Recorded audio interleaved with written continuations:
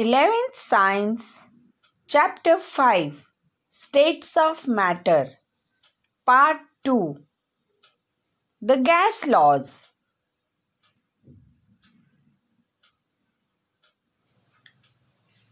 Hello students, I am Madhusina, your chemistry teacher. Do watch my YouTube videos, like and subscribe it for further notification. In this video, we will be studying about gas laws. The simplicity of the gaseous state of matter is dependent upon the fact that the gas molecules possesses minimum or negligible force of attraction between the molecules. They have maximum thermal energy. The properties of the gas molecules are interdependent upon the variables like pressure, temperature, volume and amount of substance. The relation between these various variables helps in the formulation of gas laws. Let us discuss these gas laws one by one in detail. The very first gas law is Boyle's law.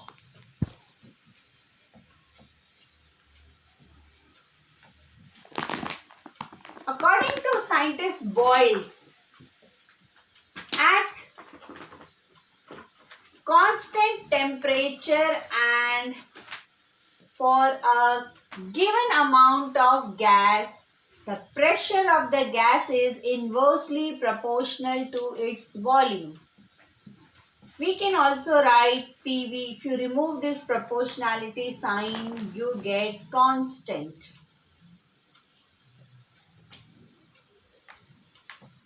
Let P1 be the initial pressure at volume V1. Then as per the Boyle's law, we can write therefore P1 V1 is equal to constant. Let this be equation number 1. Suppose P2 is the final pressure at volume V2. Then according to Boyle's law, P2 V2 is equal to constant. Let this be equation number 2. From equation 1 and 2, we can write P1 V1 is equal to P2 V2 and this is our Boyle's law. We can check the validity of Boyle's law by plotting a graph of pressure against volume and pressure against 1 by T. If you plot a graph of pressure against volume, we get curves at different temperatures. So this is pressure, this is volume. If you plot a graph, you will get this type of smooth curves. Let this be at 200 Kelvin, 400 Kelvin and 600 Kelvin. If you plot a graph of pressure against 1 by V, you get a straight line passing through the origin at different temperatures T1, T2 and T3. The practical application of Boyle's law in our day-to-day life. As we go on higher altitudes, the pressure increases and as a result of that, the volume of the air becomes less.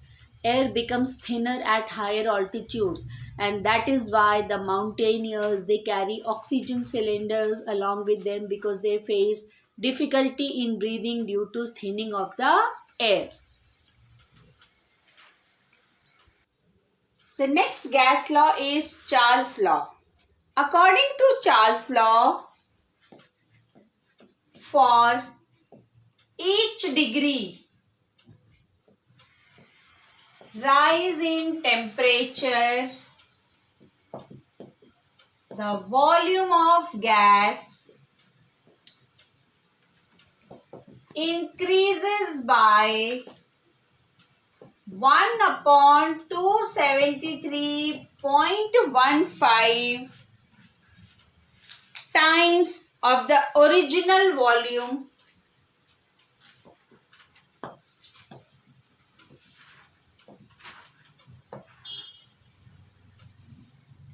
at 0 degrees Celsius. Let V0 and Vt be the volumes at 0 degrees Celsius and T degrees Celsius then we can write Vt is equal to V0, which is the volume at 0 degrees Celsius, plus T upon 273.15 V0. So this much volume is increasing with every 1 degree rise in temperature. If we simplify this, we can write Vt is equal to V0 1 plus T upon 273.15.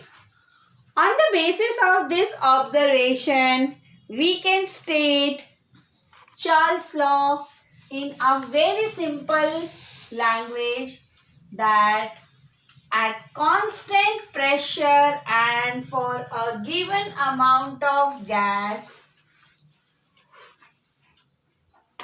volume is directly proportional to temperature at constant pressure and for a given amount of gas. Therefore, we can write V by T is equal to constant. Let V1 be the initial volume at temperature T1. Then according to Charles' law, we can write V1 upon T1 is equal to constant. Let this be equation number 1. If V2 is the final volume at temperature T2, then according to Charles' law, we can write V2 upon T2 is equal to constant. Let this be equation number 2. So from equation 1 and 2, we can finally write Charles' law as V1 upon T1 is equal to V2 upon T2. The practical application of Charles' law in our day-to-day life is that hot air balloons, they are used for meteorological observation. Nowadays we are making use of satellites, but previously we used to make use of hot air balloons for meteorological observations. You know that hot air is lighter. So when temperature increases, the air expands, the volume of air increases, and hot air being lighter, the balloon goes up. So hot air balloon is the practical application of Charles' law. Interpretation of Charles' law can be done with the help of graph. Observation of Charles' law can be interpreted if we put the value of small t as minus 273.15 degrees Celsius. We notice that at minus 273.15 degrees Celsius, the volume of gas becomes 0. This means that the gas do not exist at this temperature minus 273.15 degrees Celsius. Hence, we can say the lowest possible temperature at which the volume of gas becomes 0 is minus 273.15 degrees Celsius. So in other words, we can say that according to Charles' law, Minus 273.15 degrees Celsius is the lowest possible temperature at which the volume of gas becomes zero. The third gas law is Gay-Lussac's law. According to Gay-Lussac's law, at constant volume and for a given amount of gas, pressure is directly proportional to temperature. Therefore, P upon T is equal to constant. Let P1 be the pressure at temperature T1. Then from Gay-Lussac's law, we can write P1 upon T1 is equal to constant.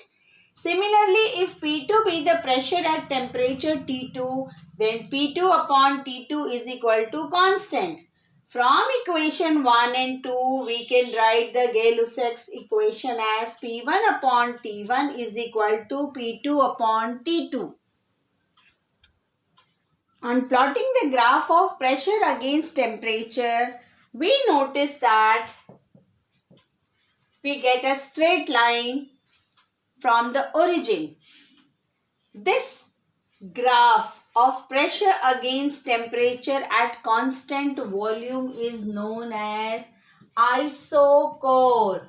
For Boyle's law, we were plotting the graph at constant temperature, so that was called as isotherm. For Charles' law, we are plotting the graph at constant pressure, so that graph is known as isobar. Here we are plotting the graph at constant volume. Hence this graph is known as isochore. Now the practical application of Gay-Lussac's law is being found in our day-to-day life. You might have noticed that the pressure in the tire remains constant, but during hot summer days, right, the tire gets inflated and burst because outside temperature is very high. So when the temperature increases, the volume of the gas, right, you can see pressure and temperature. So when temperature increases, because during summer days there is rise in the temperature, the pressure of the air which is filled inside the tires of the automobiles like cycles, scooters, cars, etc. increases, and as a result of that it bursts. So that is the practical application of Gay-Lussac's law. Lastly, we have Avogadro's law. It states that equal volume of gases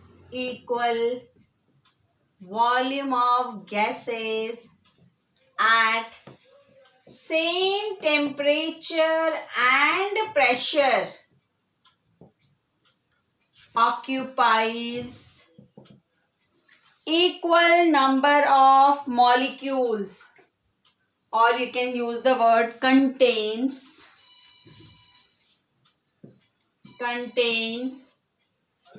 equal number of molecules.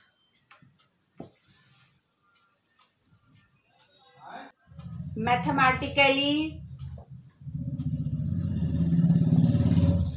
we can write Avogadro's law as volume is directly proportional to the number of moles of gas. Therefore, we can say V upon N is equal to constant. And this is at constant temperature and pressure. The next gas law is Dalton's law of partial pressure. According to Dalton, the total pressure exerted by mixture of two or more non-reacting gases in definite volume is equal to the sum of partial pressures exerted by each gas at constant temperature. Suppose we are having gas 1 and gas 2. Both these gases are chemically non-reacting gases.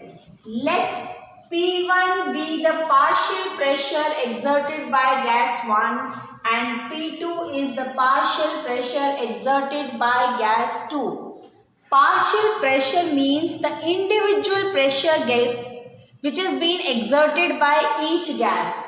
Then according to Dalton's law of partial pressure, we can write P total is equal to P1 plus P2. So basically Dalton's law of partial pressure says that the total pressure exerted by the mixture of gases, which includes non-reacting gases, is equal to the sum of individual pressures or partial pressures exerted by each gas. For n number of gases, we can write P total is equal to P1 plus P2 plus P3 plus till Pn. The next gas law is Graham's law of gaseous diffusion or effusion. So first of all, we should understand the meaning of diffusion and effusion. Diffusion is the intermixing of gases, because here in this chapter we are dealing with gases. So it is the process of intermixing of gases throughout the available space. We can say throughout the available space, that is called as diffusion. For example, spreading a drop of ink in water, the smell of perfume reaches from one corner of the room to the other corner. Now if we talk about effusion, this is also the process of intermixing of gases, but the gas is under high pressure and it escapes through a small opening that is called as orifice. So it is mixing of gases under high pressure through a small opening called orifice. Commonly, we have noticed that LPG cylinders, they leak. So we can feel the smell of the leakage, or a football is having a small opening, and from that small opening slowly the gas gets effused and mixes in the atmosphere. So diffusion and effusion. So this Graham's law deals with both the phenomena of diffusion and effusion. Thomas Graham observed that lighter gases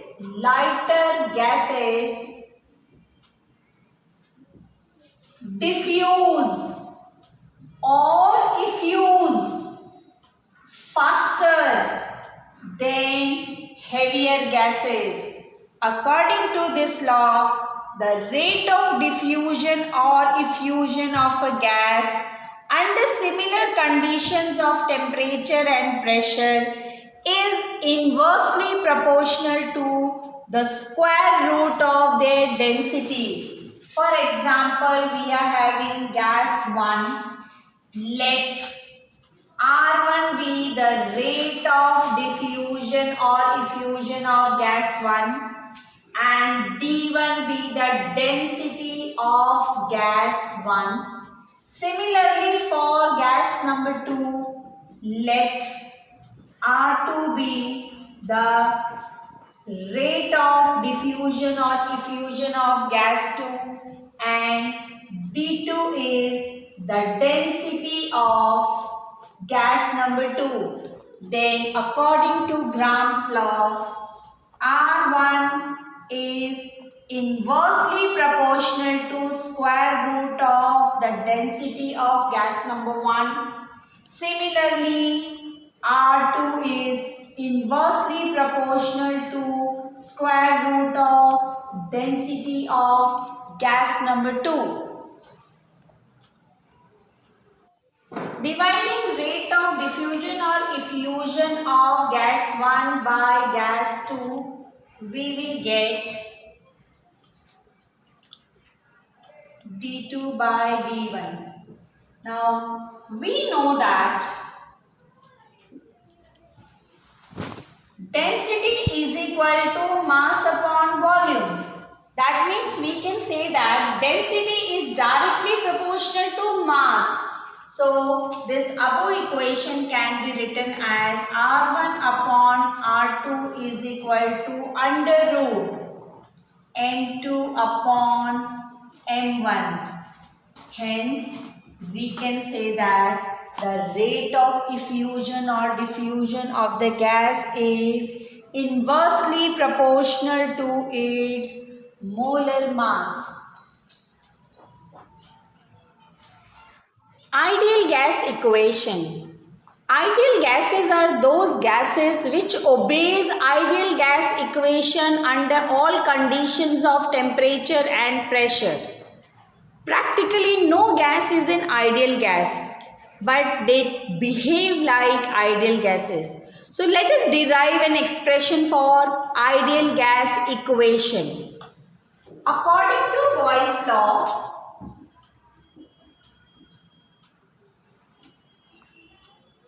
pressure is inversely proportional to volume, which we can be written as volume is inversely proportional to pressure. According to Charles' law, volume is directly proportional to temperature. According to Avogadro's law, volume is directly proportional to the amount of gas. Let this be equation number 1, equation number 2 and equation number 3. On combining equation 1, 2 and 3, we get volume is directly proportional to N into T upon P, which can be written as PV directly proportional to N into T.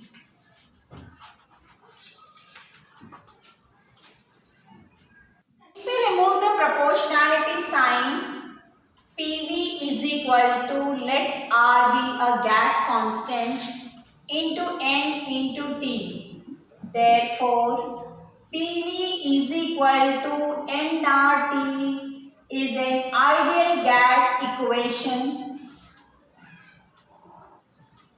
where P stands for pressure of the gas, V stands for volume of gas, N is number of moles of gas or the amount of gas, T is absolute temperature, and R is gas constant whose value can be written as 8.314 joule per Kelvin per mole or 0.83 liter atmosphere per Kelvin per mole.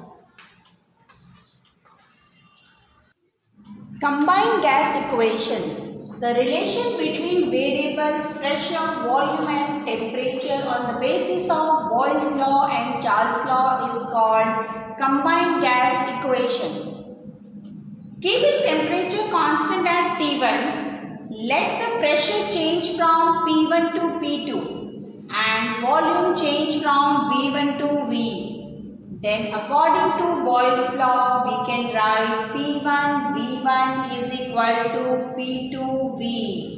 Let it be equation number 1. Keeping pressure constant at P1, in the next step, Let temperature change from T1 to T2 and volume change from V to V2. Then according to Charles' law, V upon T1 is equal to V2 upon T2. Let us assume it as equation number 2. From equation 2,